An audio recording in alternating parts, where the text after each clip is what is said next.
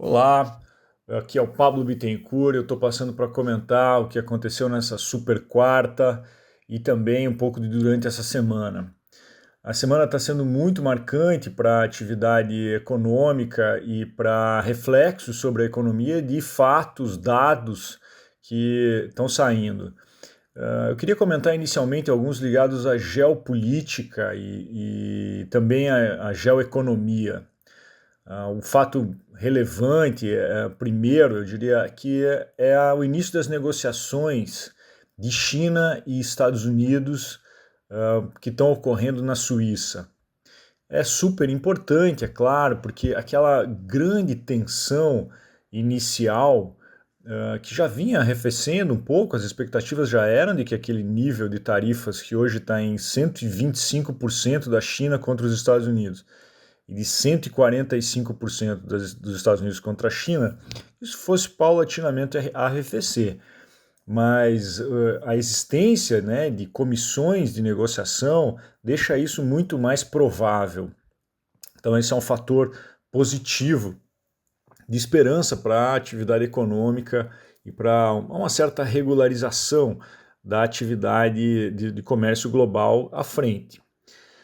O que vai sair daí ainda é de grande incerteza. É claro que já existe alguma expectativa e a gente pode dizer que se vierem taxas dos Estados Unidos contra a China em alguma coisa, por exemplo, próxima de 20 ou 30%, com exceções, né, com diversas exceções que certamente virão, a gente tem um cenário positivo. Cenário positivo para o comércio global, porque grande parte dos demais países que tem do leste asiático, por exemplo, que estão com tarifas próximas a 35%, alguns 40%, né, das tarifas do Dia da Libertação ainda, né, do 2 de abril, e que estão em suspenso, todas essas tarifas em suspenso, teriam então uma probabilidade alta de forte negociação para baixar tarifas abaixo do que é praticado na China, né? Quer dizer, o grande inimigo dos Estados Unidos é a China.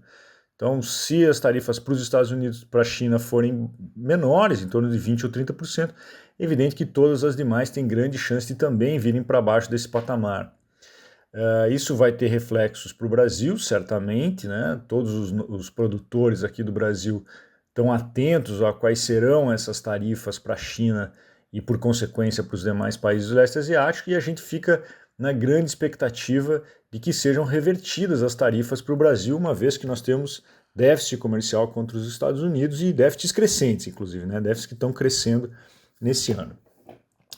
O segundo elemento de geopolítica que também precisa ser relatado aqui é a disputa do Paquistão com a Índia. Nessa semana, a Índia revidou com um ataque militar forte contra o Paquistão na região da Caxemira. E isso, é claro que há um tempo atrás não tinha tanta importância, né? Mas agora os contornos disso passam a ser muito mais relevantes, porque outros países estão em disputa no mundo, Ucrânia e Rússia, um apoiado pelos Estados Unidos, o outro, né, pela China, tem Irã contra Israel e os países do entorno de Israel também, Israel sendo apoiado pelos Estados Unidos e o entorno de alguma maneira apoiado pela China, e o Paquistão tem uma forte relação com a China no que tange grandes investimentos, mas também apoio em questões diplomáticas internacionais, exatamente porque o Paquistão quer fazer uma oposição, quer que tenha um aliado de peso no continente, né, para contrabalancear o peso que a Índia tem no continente. Então, essa é uma tensão, né? É uma tensão que, digamos assim, pode vir a se transformar a uma probabilidade maior hoje disso virar uma guerra entre dois países que, aliás, são potências atômicas, né? Então, é um outro fator geopolítico relevante de aumento de incerteza global. Essa incerteza, essa grande incerteza, especialmente ligada às tarifas, foi relatada como um elemento importante, central, nas duas decisões dos comitês de política monetária. Tanto o Comitê de Política Monetária do Brasil como o Comitê dos Estados Unidos colocaram o elevado nível de incerteza relacionado à política econômica dos Estados Unidos, a política de tarifas dos Estados Unidos, como um elemento para, digamos, para decisões conservadoras, né? Decisões de tomadas de decisões conservadoras.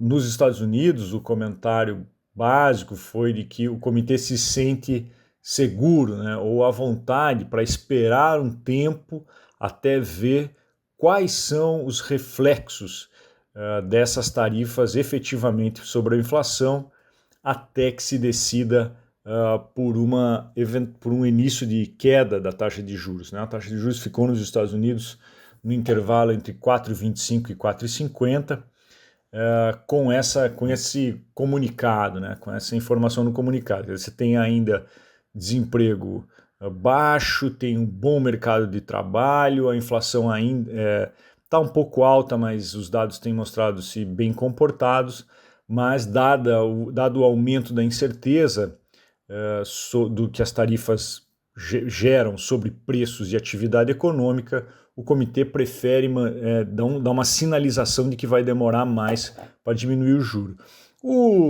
O reflexo disso foi rápido, muito rápido mesmo.